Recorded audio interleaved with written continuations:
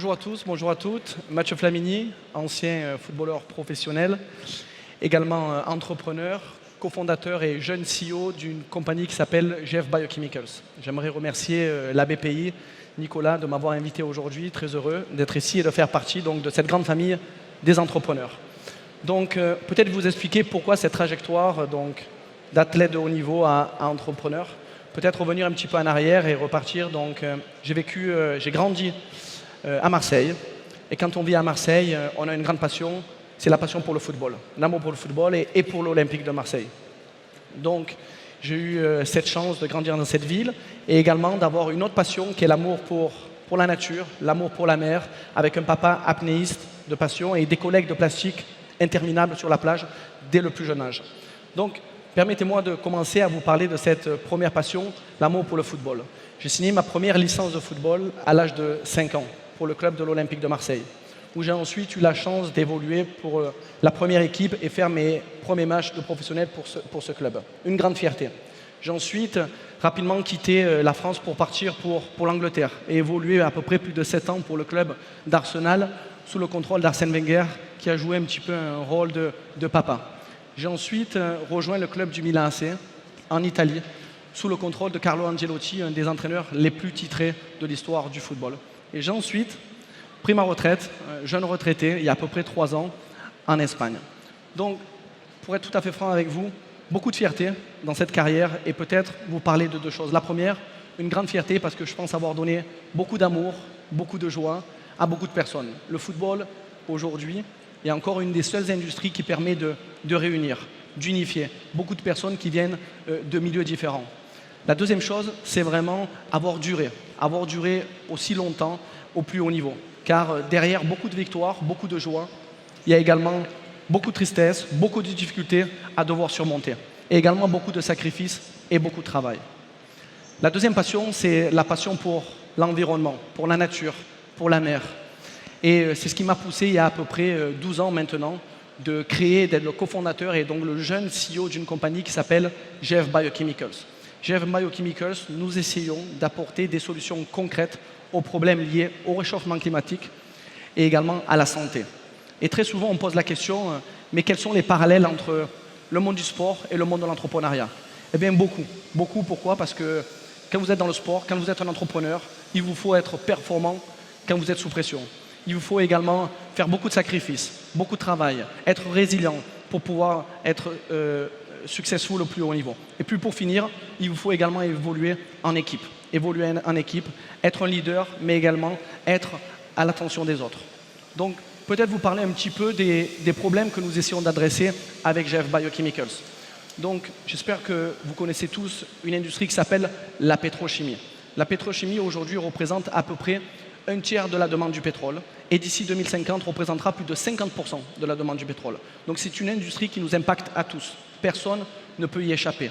Et cette industrie est à la base l'industrie qui produit les ingrédients qui font les produits de la grande consommation, les produits que nous utilisons tous les jours.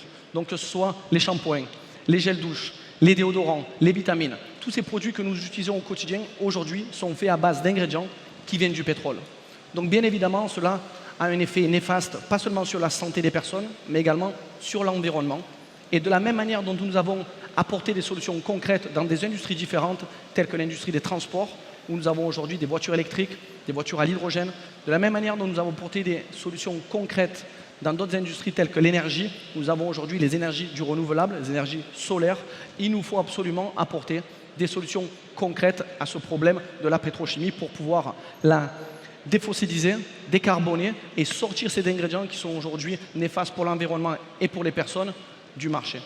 Donc, permettez-moi peut-être également de vous parler de ce que nous faisons avec GF Biochemicals. Donc, avant tout, GF Biochemicals, nous sommes une compagnie deep tech. Donc, à la différence avec d'autres compagnies qui développent des sites internet, des apps, nous sommes partis il y a à peu près plus de 10 ans, donc 12 ans aujourd'hui. À l'époque, j'avais 26 ans, je jouais pour le Milan AC. Donc, nous avons développé pendant plus de 10 ans des technologies pour convertir des matières végétales en des ingrédients biosourcés. Donc nous avons développé une molécule qui s'appelle l'acide lévolénique, qui a été identifiée par le département de l'énergie américain comme une des 12 molécules du futur pour venir transformer cette industrie de la pétrochimie en chimie du végétal. Donc concrètement, ce que nous faisons aujourd'hui, nous venons transformer les produits du quotidien, sortir ces ingrédients qui sont aujourd'hui néfastes pour la santé, pour les personnes, et les remplacer par des ingrédients biosourcés. Ces ingrédients sont tous biodégradables, et également donc, nous permettons de défossiliser cette industrie en réduisant les émissions de carbone à hauteur de 90% en comparaison avec les produits qui viennent du pétrole. Donc pourquoi beaucoup de fierté également dans cette aventure? Parce qu'avant tout, entreprendre, c'est avoir des passions.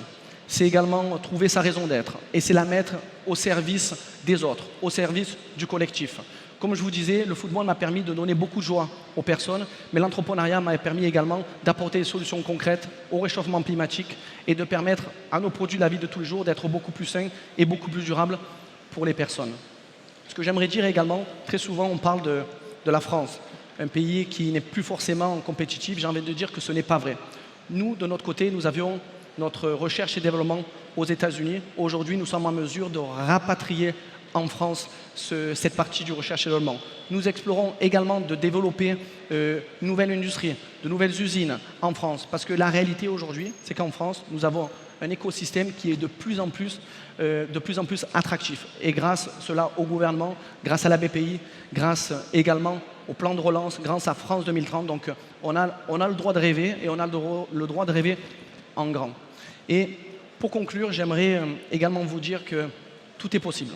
Tout est possible. Qui aurait cru que ce jeune enfant, à l'âge de 5 ans, deviendrait un jour footballeur professionnel? Qui aurait cru également que ce jeune garçon serait à la tête d'une compagnie de biochimie? Parce que la vie, c'est un peu un paradoxe. Pour être tout à fait franc avec vous, il y avait 2 matières à l'école que je détestais. La première, c'était l'anglais. Et je me retrouve à parler plus anglais que français depuis l'âge de 19 ans. Et la deuxième, c'était la chimie. Et je suis aujourd'hui à la tête d'une compagnie de biochimie. Donc j'ai envie de vous dire, ne laissez personne vous dire que dans la vie, on n'a pas le droit de rêver.